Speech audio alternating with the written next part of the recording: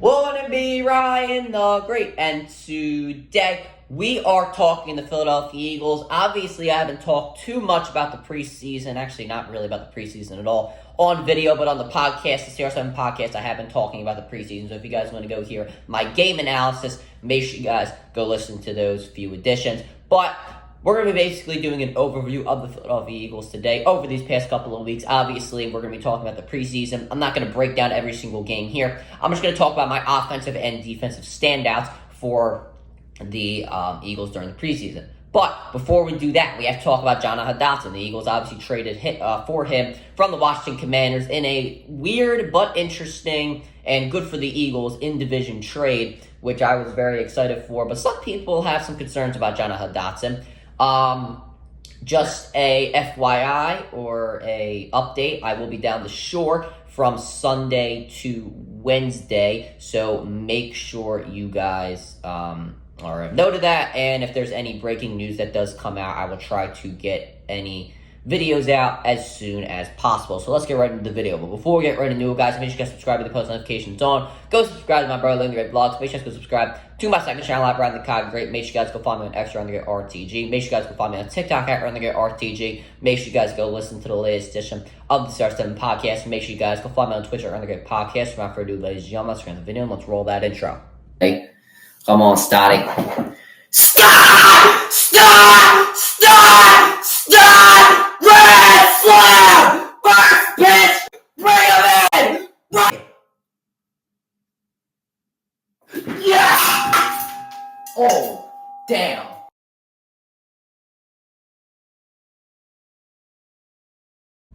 Alright, let's go in the video. So starting off, let's talk about Dotson. First off, I love this move. Obviously, as a Penn State fan, I watched him in college. I was pretty upset when the Commanders took him because I obviously did not want him to go to an in-division rival as a Penn State fan. But, I mean, Barkley went to the Giants, Micah Parsons went to the Cowboys, Dotson went to the Commanders. So it seems like a lot of our division rivals love taking Penn State guys. But now we have Barkley and Dotson, so maybe Micah Parsons wants to come over. I definitely would not be mad about that. But nonetheless, I think he is going to fit into that number 3 spot for the Philadelphia Eagles. I don't think too many people are disagreeing with that. Obviously, after the preseason performances we saw from John Ross and Johnny Wilson, we'll get into them in just a few minutes.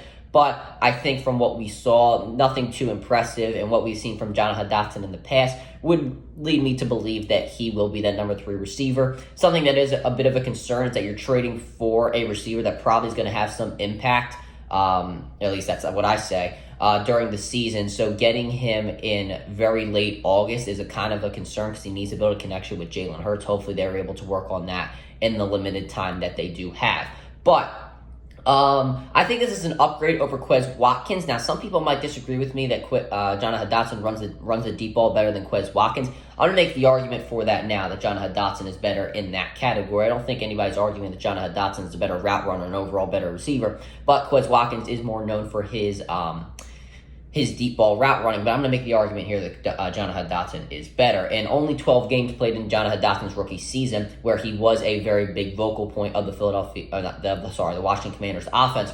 Obviously, last year he was not that very big of a vocal point because of the quarterback switches, and they were really going in a different direction with Gibson and Brian Robinson Jr. were really only the target.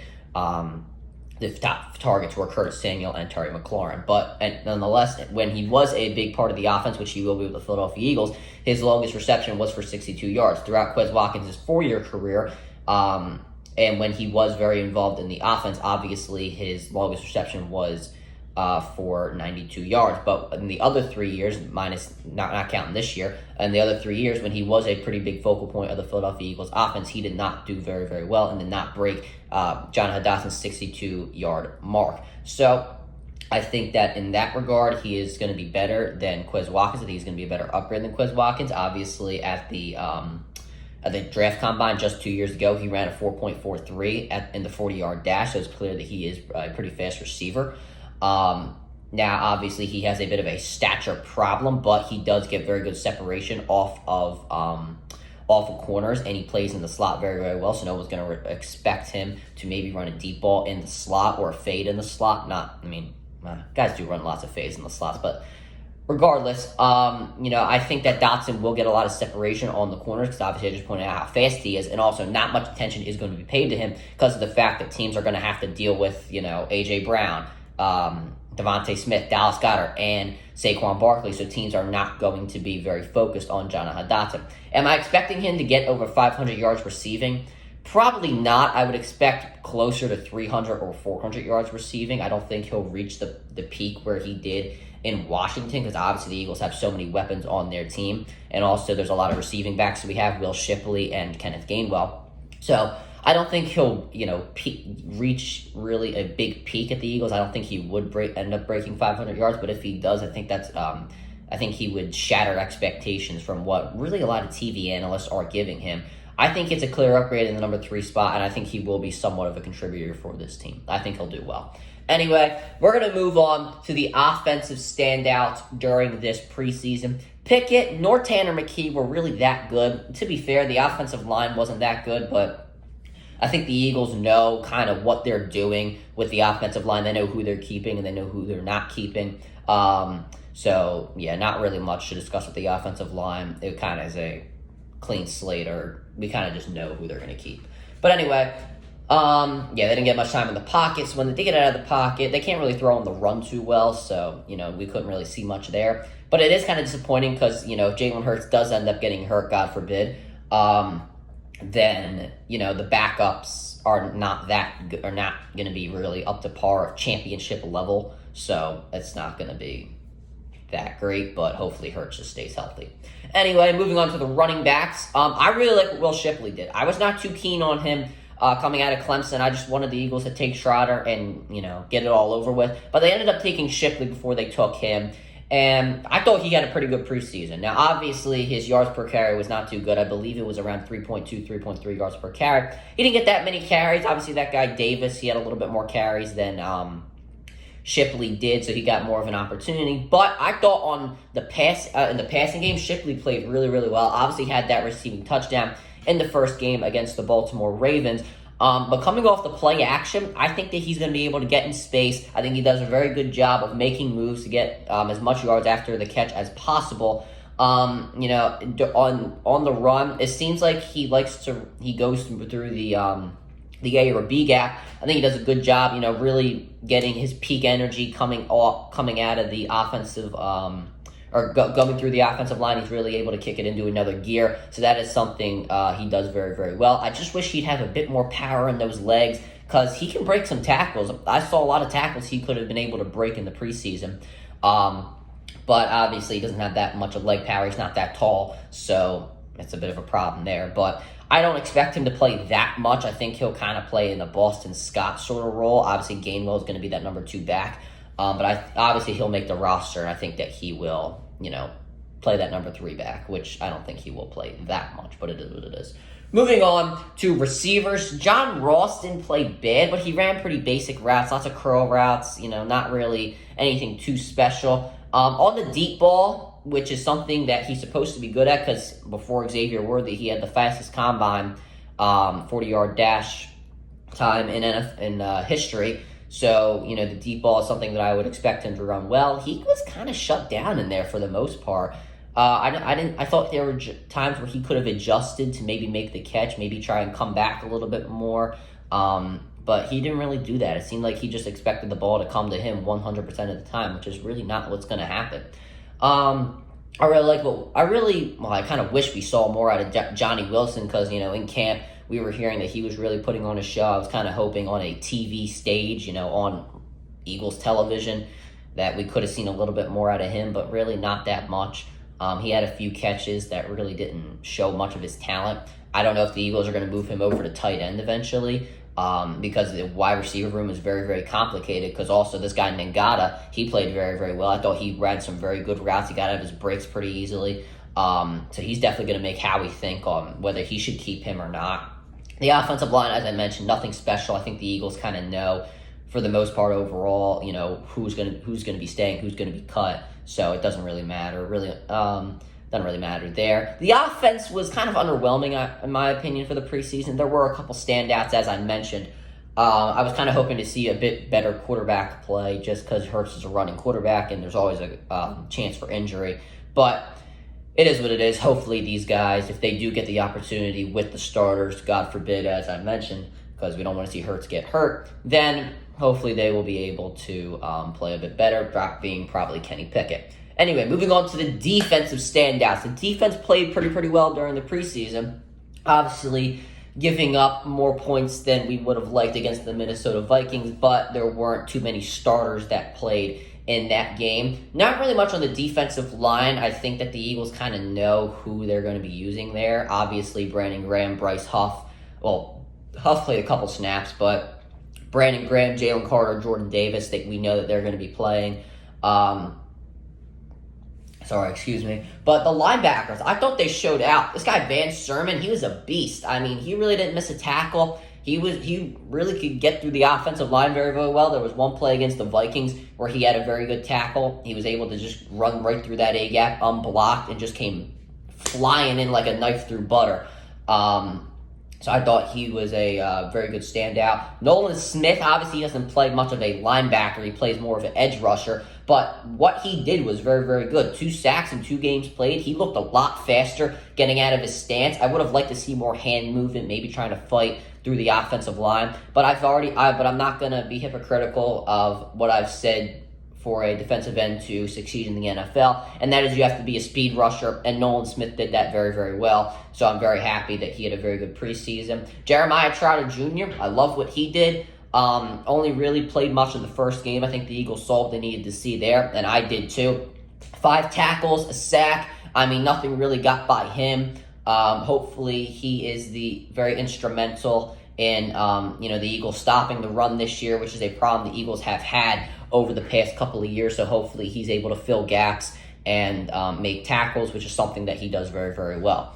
And obviously I'm very hopeful for him because he is from St. Joe's Prep. Nakobe Dean, I was not impressed by.